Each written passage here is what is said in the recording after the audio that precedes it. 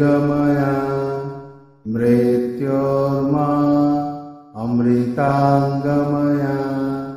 ওম শান্তি শান্তি শান্তি। হরি ওম তৎসৎ। ওম নমঃ।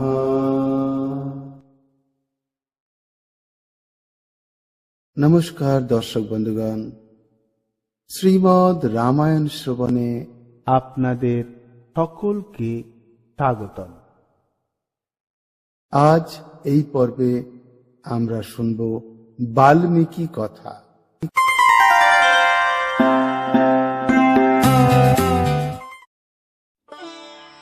হাজার হাজার বছর আগে এক জঙ্গলে বাস করত রত্নাকর নামে এক ডাকাত। সে ছিল এক ভয়ঙ্কর দস্যু।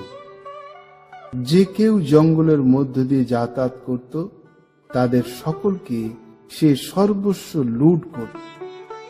চুরি আর শিকার করা ছাড়া আর কিছুই সে জানত না। আর সে এভাবেই তার পরিবারকে চালাত।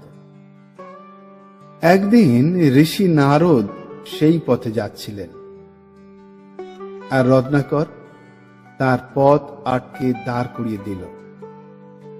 রত্নাকর তাকে নির্দেশ দিল তার সব মূল্যবান জিনিসপত্র দিয়ে দিতে। নারদ মুনি হেসে বললেন, প্রিয় মানব, আমার কাছে তো এই তানপুরা ছাড়া আর কিছুই নেই। সংসারের সম্পদের আমার কোনো প্রয়োজন নেই। আমি তো এক যাযাবরের মতো 3 লোকে ঘুরে বেড়াই। রত্নাকর তার এই উত্তর শুনে এবং তার এই ব্যক্তিত্বকে দেখে স্তম্ভিত হয়ে গেল এবং ঋষি সম্পর্কে আরো জানতে চাইল। নারদ ঋষি তার ঐশ্বরিক জ্ঞান দিয়ে বুঝলেন যে এটাই সেই সময় যখন রত্নাকর তার প্রকৃত ভূমিকা গ্রহণ করবে। তিনি রত্নাকরকে জিজ্ঞাসা করলেন কেন সে চুরি করে আর লুটপাট চালায়। রত্নাকর সহজভাবে উত্তর দিল, আমার পরিবারকে খাওয়ানো আর তাদের জন্য কাপড় জোগানোর জন্যই সে লুটপাট এবং এই চুরি করে থাকে। তখন ঋষি বললেন, তুমি পরিবারকে সাহায্য করার জন্য অন্যকে হত্যা করো আর চুরি করো, কিন্তু এটা তো একটা পাপ। এই পাপ কর্মের জন্য শাস্তি ভোগ করতে হবে তোমাকেই। তোমার পরিবারের কেউ এই শাস্তি ভোগ করবে না। রত্নাকর কথা মানতে রাজি হলো না। সে বলল তার পরিবার নিশ্চয়ই বুঝবে যে তাদের জন্যই সে এসব কাজ করছে, তাই তারাও এই পাপের দায় ভাগ নেবেই। তখন নারদ রত্নাকরকে চ্যালেঞ্জ করলেন। তিনি বললেন, তুমি যাও, পরিবারের সদস্যদের কাছে গিয়ে জিজ্ঞাসা করো তারা কি তার এই পাপকর্মের দায় ভাগ করে নেবে। রত্নাকর রাজি হল। সে দ্রুত বাড়ি ফিরে গেল এবং পরিবারের কাছে প্রশ্ন করল। তার বাবা মা স্পষ্ট বললেন, তুমি আমাদের ছেলে, আমাদের দেখাশোনা করা তোমার দায়িত্ব। তুমি যেভাবে উপার্জন করছো সেটা তোমার ব্যাপার, আমাদের ব্যাপার নয়। তাই তোমার পাপ কর্মের দায় আমরা নিতে পারব না। তার স্ত্রী বলল, তোমার সব দুঃখ সব সুখ আমি ভাগ করে নেব, কিন্তু তোমার কর্ম তোমারই, আমি তাতে কোনোভাবেই অংশীদার হতে চাই না। তার সন্তানরাও বলল, একজন বাবার কাজ হচ্ছে সন্তানদের সঠিক ভুল শেখানো, তাদের ভরণ পোষণ করা, মানুষ করা, লালন পালন করা তার বাবার দায়িত্ব। আর তুমি যদি নিজেই অন্যায় করো তবে সেই ফল তোমাকেই ভোগ করতে হবে। আমরা কোনোভাবেই তা ভাগ করে নিতে পারবো না। পরিবারের সকল সদস্যদের কাছ থেকে এই উত্তর অপ্রত্যাশিত ছিল রত্নাকরের কাছে। পরিবারের প্রত্যেকের এই যে প্রত্যাখ্যান, তার পাপ কর্মের অংশীদার না হতে চাওয়া, তাকে এক ভিন্ন রত্নাকর তৈরি করল। এই ভিন্ন রত্নাকর ফিরে এলো অপেক্ষমান ঋষি নারদের কাছে। তার চোখ খুলে গিয়েছে, মায়ার বন্ধন চিরতরে ছিন্ন হয়ে গেছে। নারদ এই পরিবর্তন দেখে আনন্দিত হলেন এবং তাকে ঈশ্বরের ধ্যানে বসতে নির্দেশ দিলেন। নারদ তাকে মন্ত্র দিলেন, রাম রাম রাম। কিন্তু রত্নাকর সেই মন্ত্র শব্দ ভুলে গেল। চারিদিকে গাছপালা দেখে সে জপ শুরু করলো, মরা মরা মরা। চলুন দর্শক বন্ধুরা, আমরাও এই মরা মরা মরা এই মন্ত্র 11 বার জপ করি। সবাই যে যেখানে আছেন সেখানে এক জায়গায় বসে পড়ুন, সোজায় বসবেন, চোখ বন্ধ করুন, হাত চিন মুদ্রাতে রাখবেন ঠিক হাঁটুর উপরে, আর নিরন্তর বলতে থাকুন, মরা মরা মরা। এইভাবে বলতে বলতে কি হলো জানেন? সেই জপ ধীরে ধীরে হয়ে গেল রাম রাম রাম, মরা মরা মরা মরা, রাম রাম।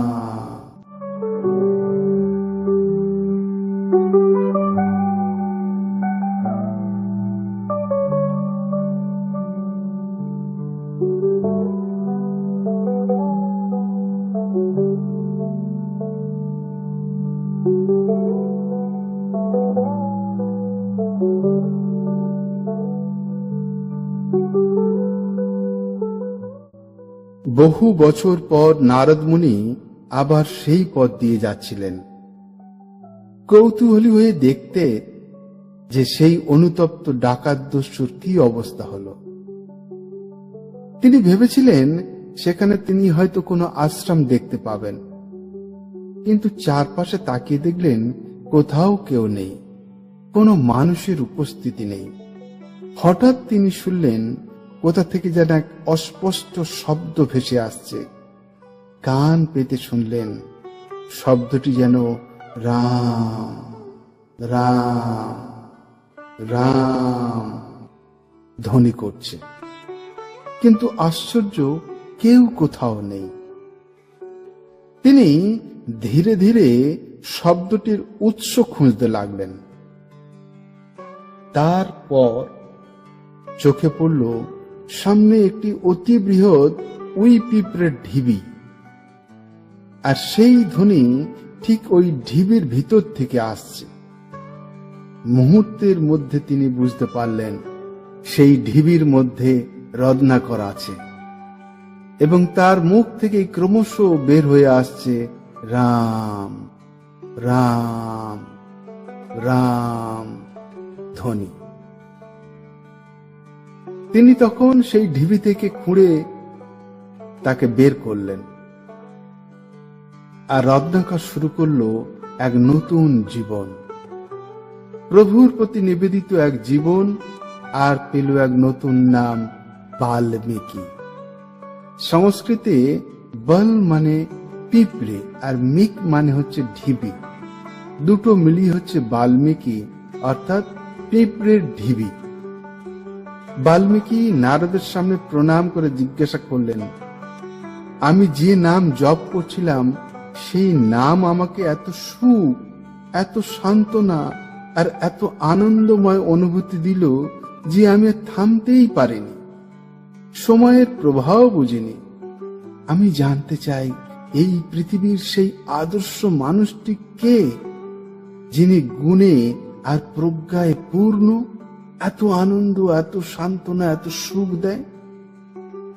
তখন নারদ বাল্মীকিকে বললেন, অযোধ্যার রাজা রামের কথা। শৈশব থেকেই প্রতিটি ঘটনায় বারবার তার গুণ, তার জ্ঞান প্রকাশ পেয়েছে। বাল্মীকি এই কাহিনী শুনে গভীরভাবে আলোড়িত হলেন। নারদ চলে যাবার পরও তিনি এই ভাবনা থেকে বেরোতেই পারলেন না। তিনি ধ্যানে বসে গেলেন। শীঘ্রই তার সামনে উপস্থিত হলেন ব্রহ্মা। ব্রহ্মদেব বললেন, এখন সময় এসেছে পৃথিবী যেন সেই আদর্শ মানুষকে চেনে, যাকে সবাই অনুসরণ করবে, অনুকরণ করবে, তার মতো হতে চাইবে। ব্রহ্মদেব বাল্মীকিকে সেই বিশেষ দৃষ্টি দিলেন, যাতে তিনি সব ঘটনা প্রত্যক্ষ করতে পারেন, যেন নিজেই সেই ঘটনার সময় উপস্থিত ছিলেন। আর সেইভাবেই তিনি ঘটনাগুলো বিস্তারিতভাবে লিখে ফেলতে পারলেন। এভাবেই বাল্মীকি রচনা করলেন রামায়ণ, অর্থাৎ রামের কাহিনী। এবং যেহেতু এটি সংস্কৃতে প্রথম রচনা, তাই এটিকে বলা হয় আদি কাব্য, প্রথম কবিতা। এরপরেও বাল্মীকি মহর্ষি হিসাবে স্বীকৃতি হলেন। তিনি গঙ্গার তীরে তার আশ্রম স্থাপন করলেন, আর তিনি নিজেও সেই মহাকাব্যের অংশ হয়ে গেলেন যখন তিনি সীতাকে আশ্রয় দিলেন আর তার সন্তানদের শিষ্য হিসাবে গ্রহণ করলেন।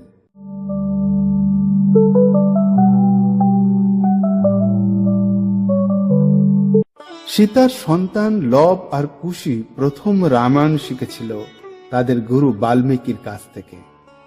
আর যখন তারা অযোধ্যার রাজসভায় সেই কাহিনী গাইল, তখন রাম নিজেও তার জীবনের গল্প এমন সুন্দর ভঙ্গিতে শুনে গভীরভাবে আলোড়িত হয়েছিলেন। মানুষ নিজের ইচ্ছা ও আচরণ বদলালে ছোটখাটো ভুল থেকেও মুক্তি পাওয়া যায়। ভালো হওয়া শুরুতে কঠিন হলেও শেষে শান্তি, স্বচ্ছতা ও কম সমস্যাই দেয়। প্রতিটি কর্মের ফল আছে, কিন্তু মুহূর্তিক সুবিধা দিলেও খারাপ আচরণ দীর্ঘমেয়াদে বেশি বড় সমস্যা ও শত্রু তৈরি করে। ভালো হওয়া প্রথমে পরিশ্রম দাবি করে, কিন্তু নিয়মিত চর্চা এটা সহজ হয়ে যায়, বরং খারাপ হওয়ার পরে কঠিন হয়ে পড়ে। রত্নাকরে অর্থাৎ বাল্মীকির উদাহরণ দেখায় অন্তরের পরিবর্তন সম্ভব। মনকে পরিশোধন করে নাম স্মরণ ও আত্মচিন্তায় বড় রূপান্তর ঘটানো যায়। বাল্মীকির গল্প আমাদের কি শেখালো? বাল্মীকির গল্প আমাদের শেখায় যে নিজের পরিবর্তন আনার জন্য কখনো দেরি হয় না এবং একজন ভালো মানুষ হওয়া সম্ভব। ভগবান সর্বদা আমাদের সঠিক সিদ্ধান্ত নেওয়ার এবং জীবনে ভালো পথ বেছে নেওয়ার সুযোগ দেন। এই সুযোগ গ্রহণ করা আমাদের উপর নির্ভর করে। খারাপ সিদ্ধান্ত নেওয়া সব সময় সহজ, কিন্তু ভালো হতে হলে আমাদের শক্তিশালী হতে হবে। আমরা আমাদের ভুল এবং খারাপ সিদ্ধান্ত শিখতে পারি। যা আমরা শিখব তা আমাদের একজন ভালো মানুষ হতে সাহায্য করবে। তবে যদি আমরা বারবার খারাপ সিদ্ধান্ত নিই, তাহলে তার সঙ্গে আসা খারাপ ফলেরও মুখোমুখি হতে হবে। পশ্চাতাপ করা বা আমাদের পথ পরিবর্তন করা কখনো দেরি হয় না। প্রভু সর্বদা আমাদের সঠিক পথে চলার সুযোগ দেন। সিদ্ধান্ত আমাদের উপর নির্ভর করে আমরা কিভাবে আমাদের ভুল থেকে শিখব, একজন ভালো মানুষ হব, নাকি আমরা ভুল পথে চলতে থাকব এবং আমাদের কর্মকাণ্ডের ফল ভোগ করব? ভগবান রামের নামের মহিমা। রাম নাম, রামের নাম শক্তিশালী, এবং যত বেশি আমরা তার নাম বলি তত বেশি আমরা শক্তিশালী হয়ে উঠি। রাম নাম শক্তিশালী। যখন আমরা বারবার রামের নাম বলি, আমরা ভালো হয়ে যাই। রাম ছিলেন খুবই ভালো। তিনি ভালো ভাই ছিলেন, খুবই ভালো ছেলে ছিলেন, ভালো স্বামী ছিলেন এবং ভালো বন্ধু ছিলেন। যখন আমরা তার নাম বলি, আমরাও ভালো হয়ে যাই। আপনি কি জানেন, খারাপ লোকেরা রামের নাম বলতে পছন্দ করে না, কারণ তারা জানে তার নাম কত শক্তিশালী, এবং তারা জানে যদি তারা একবারও তার নাম বলে তারা ভালো হয়ে যাবে। কিন্তু তারা ভালো হতে চায় না। কিন্তু আমরা কি ভালো হতে চাই? আপনারা কি ভালো হতে চান? আপনি কি ভালো হতে চান? তাহলে আপনাদের অর্থাৎ আমাদের রামের নাম বারবার জপ করে যেতে হবে। এমনকি যদি দুর্ঘটনাক্রমে আমরা রামের নাম বলি, আমরা ভালো এবং শক্তিশালী হয়ে যাই। তার নাম এতই শক্তিশালী।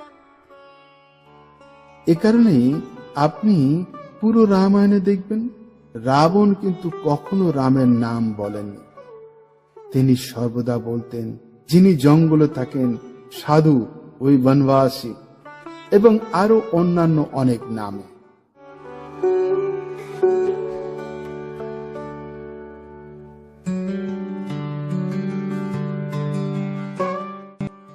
আজকের পর্ব এখানেই শেষ করব। পরবর্তী পর্ব নিয়ে আসবো অন্য কাহিনী, অন্য গল্প। পরবর্তী পর্ব শোনার জন্য আপনাদেরকে আগাম শুভেচ্ছা জানাই। যদি এই গল্প আপনাদের ভালো লাগে, আপনারা নিজেদের মধ্যে শেয়ার করবেন, পরিচিতদের মধ্যে শেয়ার করবেন। অবশ্যই কমেন্ট করে জানাবেন কেমন লাগছে আপনাদের এই শ্রীমদ্ রামায়ণ শ্রবণ কথা। যদি কোনো ভুল ত্রুটি হয় বা যদি কোনো পরিবর্তনের প্রয়োজন হয়, আপনারা কমেন্ট করে অবশ্যই জানাবেন। ভালো থাকবেন। কথা হবে পরবর্তী পর্বে। ধন্যবাদ। ওম নমঃ শিবায়। ওম নমঃ শিবায়। হর হর মহাদেব।